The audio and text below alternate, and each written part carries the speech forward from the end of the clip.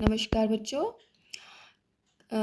कल मैंने आपको कुछ नोट्स भेजे थे जिसमें प्राकृत संख्याएं, पूर्ण संख्याएं, पूर्णांक, परिमेय संख्याएं और अपरिमेय संख्याएं तथा वास्तविक संख्याओं के बारे में बताया गया था।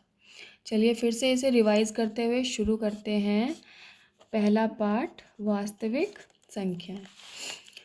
सबसे पहले प्राकृत संख्याएं, जिन्हें नेचुरल नंबर्स भी कहते हैं, वे गिनती वाली संख्याएं जैसे कि 1, 2, 3, 4, 5 से लेकर जहाँ तक भी आपको गिनती आती है, यानी कि अनंत तक, 1 से लेकर अनंत तक की संख्याएं प्राकृत संख्याएं कहलाती हैं। अगला है पूर्ण संख्या। पूर्ण संख्या यानी कि अगर प्राकृत संख्या के समूह में शून्य को मिला दिया जाए तो क्या बन जाता है? पूर्ण संख्याएं। 0, 1, 2, 3, 4 और ये भी कहाँ तक होंगी? अनंत यानी इन्फिनिटी तक। अगला है पूर्णांक, जिसे इंटीजर्स भी कहते हैं और इसे z से दिखाते हैं। यदि पूर्ण संख्याओं के समूह में प्राकृत संख्याओं के ऋणात्मक समूह को मिला दिया जाए तो पूर्णांक प्राप्त होता है। हमारे पास कौन कौन सी प्राकृत संख्याएं हैं? 1, 2, 3, 4, 5 से लेकर अनंत तक। अगर इनका ऋणात्मक समूह यानी -1, -2, -3, -4 और माइनस अनंत तक मिला दें, साथ ही ज़ीरो, पूर्णांक में पूर्ण संख्या में ज़ीरो भी है, यानी कि 0 से लेकर 1, 2, 3, 4 यहाँ अनंत तक, और 0 से लेकर -1, -2, -3 और यहाँ अनंत तक, ये कहलाता है हमारा पूर्णांक।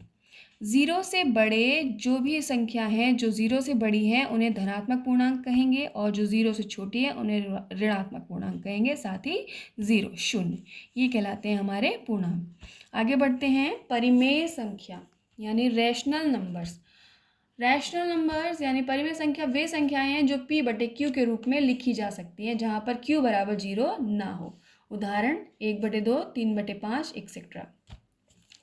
अच्छा, क्या 1, 2, 3 ये परिमेय संख्या हैं? हाँ, ये परिमेय संख्या हैं, क्योंकि हम 1 को 1/1 लिख सकते हैं, 2 को 2/1 लिख सकते हैं और 3 को 3/1 लिख सकते हैं। यानी इन सब को p/q के रूप में लिख सकते हैं जहाँ q बराबर 0 नहीं है। तो ये भी क्या है? परिमेय संख्याएं हैं। आगे आता है, सभी पूर्णांक परिमेय संख्याएं हैं। जितने भी पूर्णांक हैं ये परिमेय संख्या हैं। अगला, अपरिमेय संख्याएं, इरेशनल नंबर्स, वे संख्याएं जिन्हें p/q के रूप में ना लिखा जा सके, जैसे √5, √3, पाई आदि, इन्हें p/q के रूप में नहीं लिखा जा सकता। फिर आती है वास्तविक संख्याएं, परिमेय तथा अपरिमेय संख्याओं का समूह, यानी कि ये परिमेय संख्याएं और अपरिमेय संख्याएं, इन दोनों को जब हम मिला देंगे तो जितनी भी संख्याएं प्राप्त होंगी वे कहलाएंगी हमारी वास्तविक संख्याएं। इसी के साथ मैंने आपको होमवर्क दिया था 10 परिमेय संख्याएं, 10 अपरिमेय संख्याएं और 10 वास्तविक संख्याएं लिखने को। कुछ बच्चों ने किया है, बाकी कुछ बच्चों ने नहीं किया है। जिन्होंने नहीं किया है वो मुझे करके और फ़ोटो भेजें अपनी अपनी कॉपीज़ का।